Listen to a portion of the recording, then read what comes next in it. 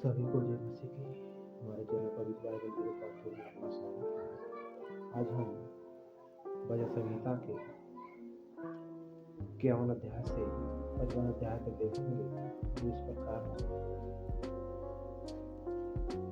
इससे पहले ये हमारा सब्सक्राइब नहीं किया ताकि आने वाले नोटिफिकेशन आप तक पहुंचे। तो आइए करते हैं। हे परमेश्वर, अपनी करुणा के अनुसार मुझ पर अनुग्रह कर। अपनी बड़ी दया के अनुसार मेरे अपराधों को मिटा दे। मुझे भली भांति धोकर मेरा अधर्म दूर कर और मेरा पाप छुड़ाकर मुझे शुद्ध कर। मैं तो अपने अपराधों को जानता हूँ और मेरा पाप निरंतर मेरी दृष्टि में रहता है। मैंने केवल तेरे ही विरुद्ध पाप किया और जो तेरी दृष्टि में बुरा है वही किया है, ताकि तू बोलने में धर्मी और न्याय करने में निष्कलंक है। देख, मैं अधर्म के साथ उत्पन्न हुआ और पाप के साथ अपनी माता के गर्भ में पड़ा। देख, तू हृदय की सच्चाई से प्रसन्न होता है और मेरे मन में ही ज्ञान सिखाएगा। जूफा से मुझे शुद्ध कर, तो मैं पवित्र हो जाऊंगा। मुझे धो और मैं हिम से भी अधिक शुद्ध बनूंगा। मुझे हर्ष और आनंद की बातें सुनाओ, जिससे जो हड्डियां तूने तोड़ डाली है वे मगन हो जाए। अपना मुख मेरे पापों की ओर से फेर ले और मेरे सारे अधर्म के कामों को मिटा डाल। हे परमेश्वर, मेरे अंदर शुद्ध मन उत्पन्न कर और मेरे भीतर स्थिर आत्मा नए सिरे से उत्पन्न कर।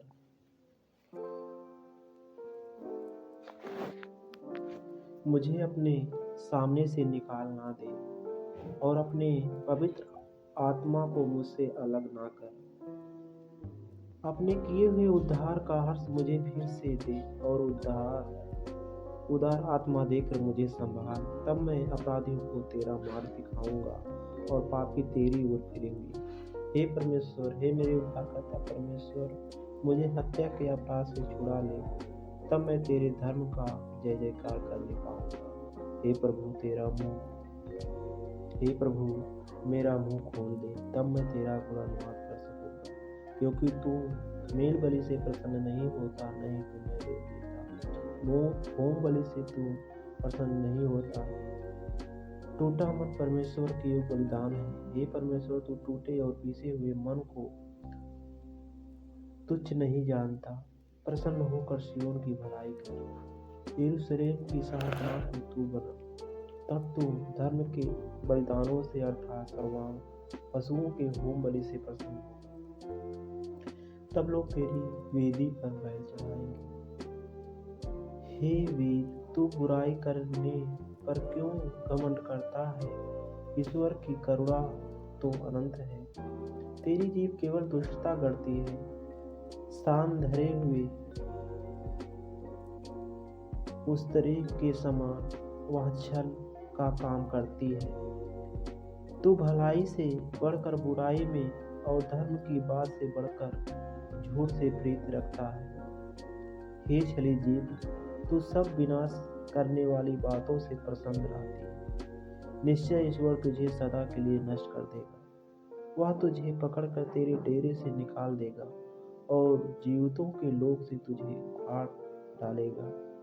तब धर्मी लोग इस घटना को देखकर डर जाएंगे और यह कहकर उस पर हंसेंगे, देखो, यह वही पुरुष है जिसने परमेश्वर को अपनी शरण नहीं माना, परंतु अपने धन की बहुतायत पर भरोसा रखता था और अपने को दुष्टता में दृढ़ करता रहा। परंतु मैं तो परमेश्वर के भवन में हरे जैतून के वृक्ष के समान हूँ। मैंने परमेश्वर की करुणा पर सदा सर्वदा के लिए भरोसा रखा है। मैं तेरा धन्यवाद सर्वदा करता रहूंगा, क्योंकि तू ही ने यह काम किया है। मैं तेरे ही नाम की बाट जोहता रहूंगा, क्योंकि या तेरे पवित्र भक्तों के सामने उत्तम है। मोह ने अपनी मन में कहा, कोई परमेश्वर है ही नहीं। वे बिगड़ गए, उन्होंने कुटिलता के घिनौने काम किए, कोई सुकर्मी नहीं। परमेश्वर ने स्वर्ग पर से मनुष्यों के ऊपर दृष्टि की ताकि देखे कि कोई बुद्धि से चलने वाला या परमेश्वर को पूछने वाला है कि नहीं। वे सब के सब हट गए, सब एक साथ बिगड़ गए, कोई सुकर्मी नहीं, एक भी नहीं। क्या उन सब अनर्थकारियों को कुछ भी ज्ञात नहीं, जो मेरे लोगों को ऐसे खाते हैं जैसे रोटी और परमेश्वर का नाम नहीं लेते। वहाँ उन पर भय छा गया जहाँ भय का कोई कारण न था, क्योंकि यहोवा ने उनकी हड्डियों को जो तेरे विरुद्ध छावनी डाले पड़े थे तितर बितर कर दिया। तूने तो उन्हें लज्जित कर दिया, इसलिए कि परमेश्वर ने उनको निकम्मा ठहराया है। भला होता कि इस्राएल का पूरा उद्धार सिय्योन से निकलता, जब परमेश्वर अपनी प्रजा को बंधुआई से लौटा ले आएगा, तब याकूब मगन और इस्राएल आनंदित होगा। हे परमेश्वर, अपने नाम के द्वारा मेरा उद्धार कर और अपने पराक्रम से मेरा न्याय कर। हे परमेश्वर, मेरी प्रार्थना सुन ले, मेरे मुंह के वचनों की ओर कान लगा, क्योंकि परदेशी मेरे विरुद्ध उठे हैं और कुकर्मी मेरे प्राण के ग्राहक बने हुए हैं। उन्होंने परमेश्वर को अपने सम्मुख नहीं जाना। देखो, परमेश्वर मेरा सहायक है, प्रभु मेरे प्राण को संभाले के संग है। वह मेरे द्रोहियों की बुराई को उन्हीं पर लौटा देगा। हे परमेश्वर, अपनी सच्चाई के कारण उनका विनाश कर। मैं तुझे स्वेच्छा बलि चढ़ाऊंगा। हे यहोवा, मैं तेरे नाम का धन्यवाद करूंगा, क्योंकि यह उत्तम है, क्योंकि तूने मुझे सब दुखों से छुड़ाया है और मैं अपने शत्रुओं पर दृष्टि करके संतुष्ट हुआ हूँ। हे परमेश्वर, मेरी प्रार्थना की ओर कान लगा और मेरी गिड़गिड़ाहट से मुंह ना मोड़। मेरी ओर ध्यान देकर मुझे उत्तर दे। मैं चिंता के मारे छटपटाता हूँ और व्याकुल रहता हूँ, क्योंकि शत्रु कोलाहल और दुष्ट उपद्रव कर रहे हैं। वे मुझ पर दोषारोपण करते और क्रोध में आकर सताते हैं। मेरा मन भीतर ही भीतर संकट में है और मृत्यु का भय मुझ में समा गया है। भय और कँपकँपी ने मुझे पकड़ लिया है और भय के कारण मेरे रोए हुए खड़े हो गए। तब मैंने कहा, भला होता कि मेरे कबूतर के इस पंख होते तो मैं उड़ जाता और विश्राम पाता। देखो, फिर तो मैं उड़ते उड़ते दूर निकल जाता और जंगलों में बसेरा रहता। मैं प्रचंड बयान और आंधी के झोंके से बचकर किसी सरल स्थान में भाग जाता। हे प्रभु, उनका सत्यानाश कर और उनकी भाषा में गड़बड़ी डाल दे, क्योंकि मैंने नगर में उपद्रव और झगड़ा देखा है।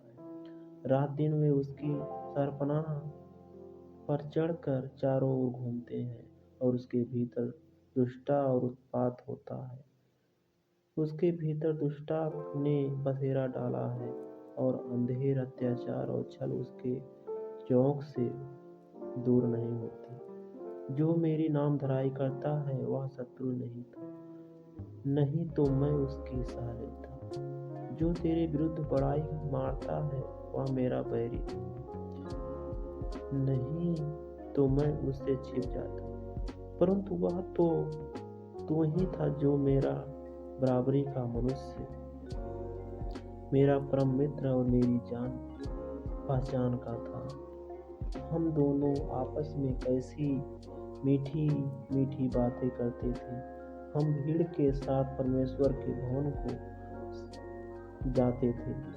उनको मृत्यु अचानक आ दबाए, वे जीवित ही अधोलोक में उतर जाए, क्योंकि उनके घर और मन दोनों में बुराइयां और उत्पात भरा है।